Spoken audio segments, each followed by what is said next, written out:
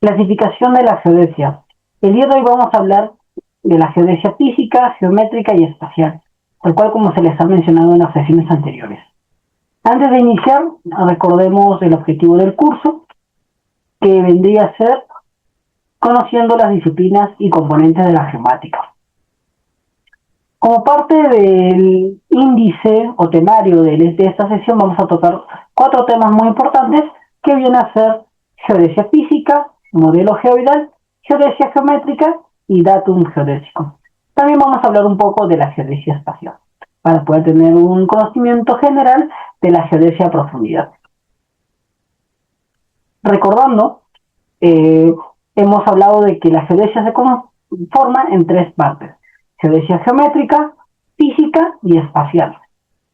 En la geodesia geométrica, para ser breves y concisos, diríamos que utilizan modelos matemáticos como la geometría para poder representar la superficie terrestre.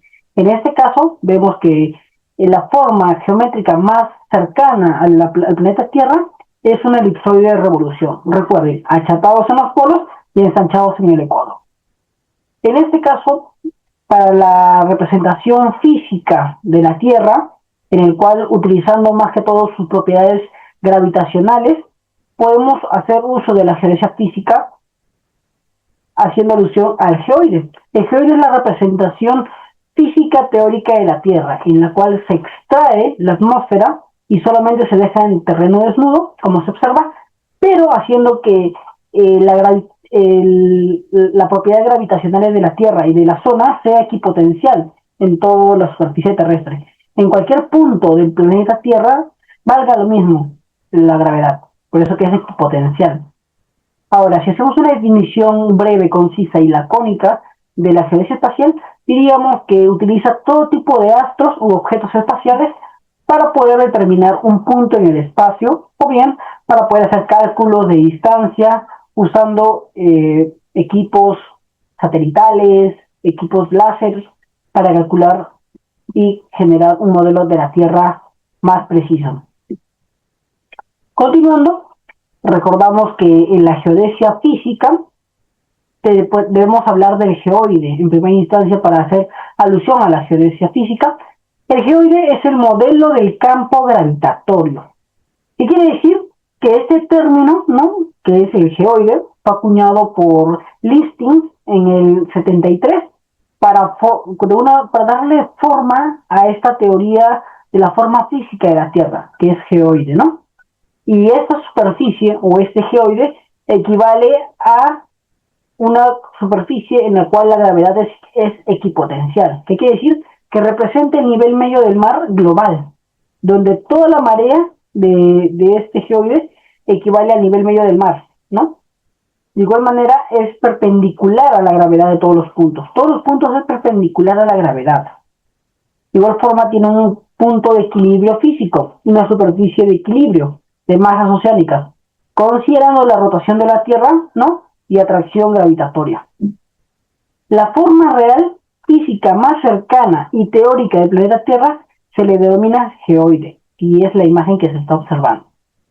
Ahora, el geoide, como se puede observar aquí en la imagen, viene a ser la representación física, ¿no?, de la superficie terrestre desde un punto de vista geodésico-físico. Ahora, si nos vamos a ver el geoide, podemos darnos cuenta que en este caso, al ser una forma irregular como se observa aquí, no logra coincidir con el elipsoide. Recuerden que el elipsoide es la forma matemática, geométrica, perfecta, en la cual todo es bonito, es una forma regular, ¿no? Pero nos damos cuenta que no coincide con el geoide.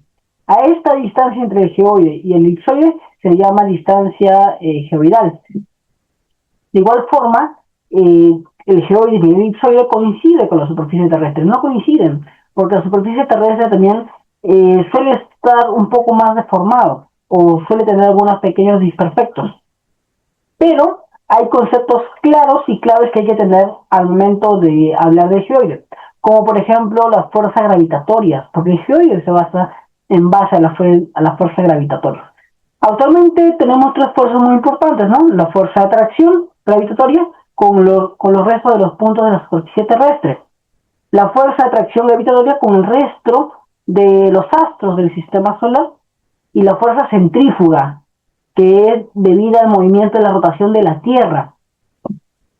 Ahora, si hablamos desde otro punto, ¿no? Que vendría a ser del modelo geoidal, porque sí, el geoide básicamente es un modelo geoidal, viene a ser la representación geométrica de una aproximación física, matemática del campo de gravedad terrestre. ¿Y esto qué involucra? Involucra 5 aspectos muy importantes: expresiones matemáticas, parámetros, mediciones de campo, como por ejemplo gravedad, altura, deflexiones de la vertical, estadísticas y algoritmos.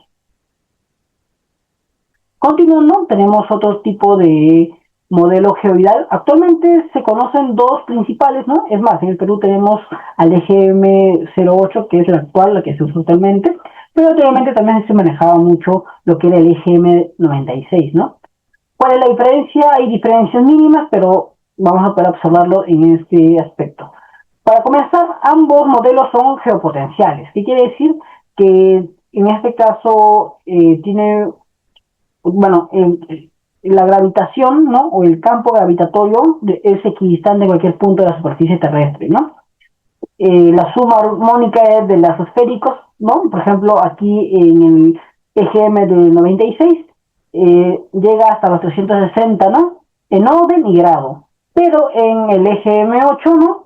Llega en orden y grado alrededor de 21.59, ¿no? Como se observa aquí en el texto.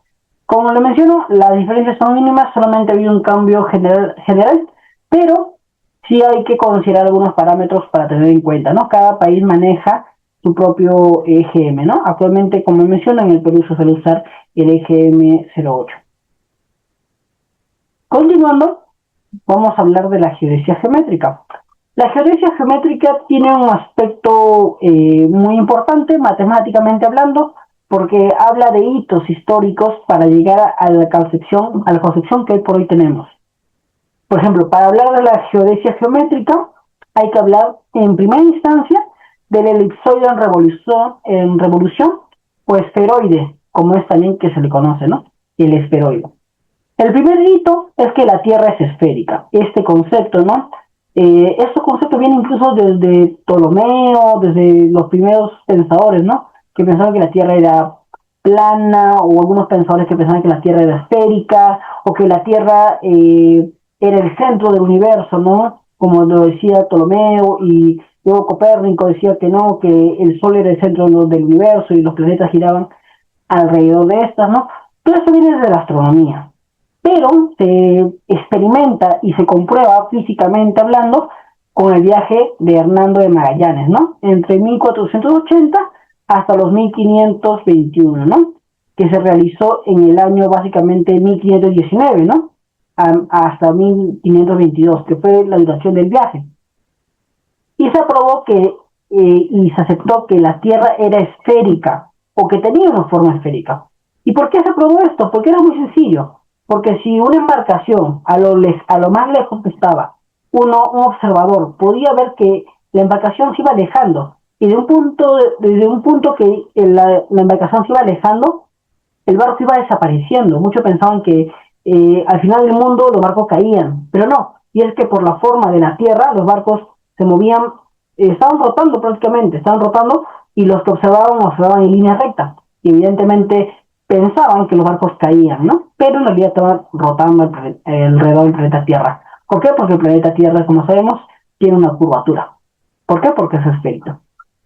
Bueno, es una pseudoesfera, para ser exacto.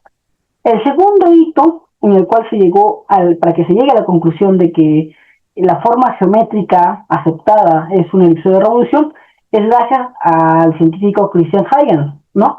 Y luego a Isaac Newton, ¿no? Ya que afirmaron que la Tierra tenía una forma de elipsoide de revolución. Fueron ellos los que propusieron esta conjetura, ¿no? Esta idea. Después de esta conjetura planteada por Huygens y Newton, llegó el tercer hito, ¿no? Que fue el primer elipsoide terrestre, que fue determinado por el astrónomo alemán Friedrich Wilhelm Bessel, ¿no? En el año 1841.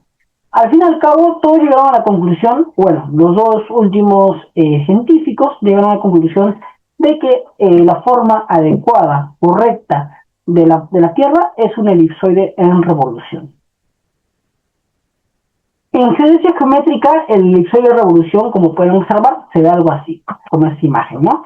No, sus radios no son iguales en todos, porque si esto equivaldría a lo mismo que esto, y que esto, y que esto, ya sería una esfera. Bueno, si lo vemos desde un punto de vista plano, no desde un punto de vista tridimensional, diríamos que es un círculo. Al fin y al cabo sería un círculo. ¿Por qué? Porque su radio equivaldría a lo mismo. Pero en este caso no lo es. Este es un elipsoide. ¿Qué quiere decir? Que su lado A es menor a su lado B. Y si lo vemos desde un punto de vista terrestre, digamos, los lados aquí serían los polos norte, la línea ecuatorial, ¿no? Es por eso que se dice que el planeta Tierra es achatada en los polos y ensanchada en el ecuador, ¿no? O en la línea ecuatorial. Y aquí se puede ver cómo se calcula el aplastamiento, excentricidad, ¿no?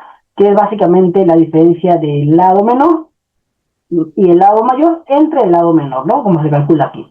Básicamente son las fórmulas matemáticas para calcular el aplastamiento o la excentricidad, ¿no?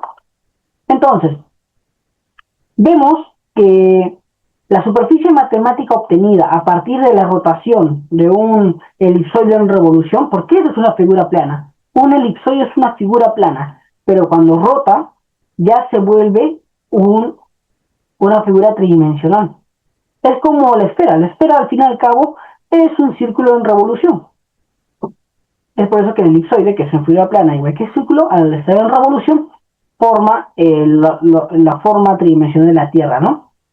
Y en geodesia, esta figura geométrica con dimensiones aproximadas y simétricas es lo más cercano que hay a la Tierra, ¿no? Desde un punto de vista matemático.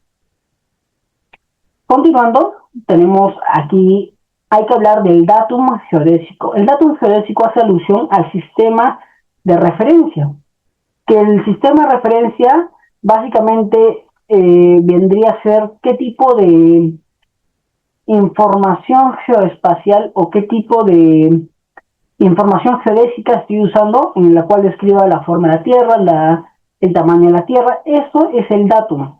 Por ejemplo, primero definamos el datum desde un punto de vista preciso. Datum, modelo matemático de la superficie constante y conocida. Ese es un datum, es como un valor conocido, constante y definido. Un datum geodésico es un sistema de referencia conocido que describe el sistema de coordenadas, el tamaño y forma de la Tierra, el origen de las coordenadas.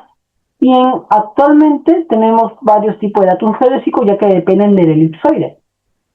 Actualmente y mundialmente aceptado es el WGS84, que viene a ser de las siglas The World Geodesic System de 1984, ¿no? Sistema Geodésico Mundial de 1984. Es el que actualmente se utiliza en gran parte de todos los países, incluyendo Perú. Sin embargo, anteriormente de este datum geodésico que usábamos en Perú, era el PESAT 56, que era la Provisional Sudamericana de 1956. Pero por consenso y después de la nueva norma técnica, se utiliza el WGS84, ¿no? Como datum geodésico geocéntrico para poder hacer los cálculos y también obtener las coordenadas y hacer la cartografía nacional en base a este datum geodésico o sistema de referencia. Y bueno, ese sería más que todo un poco de cartografía y geodesia espacial y geodesia geométrica y física. Gracias.